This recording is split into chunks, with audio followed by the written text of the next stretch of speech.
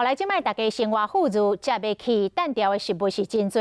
环保署的统计，这个喷的回收量，全国一年是超过59万吨。那用喷桶甲贴起来，大约是台北101大楼13500吨的宽度。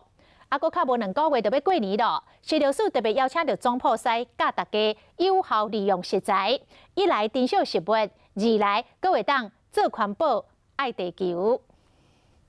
将炊熟了后，金瓜啊，佮有菜头甲乌做一粒一粒，然后用五宝切丝来煎，这盘料理就完成啊。只是剩落来食材要安怎处理咧？总铺师教大家安怎做。甲剩落来食材，拢甲放入去果汁机，加会变成泥，然后加鸡汤做来煮，就变成好啉的汤。当季用在地这样。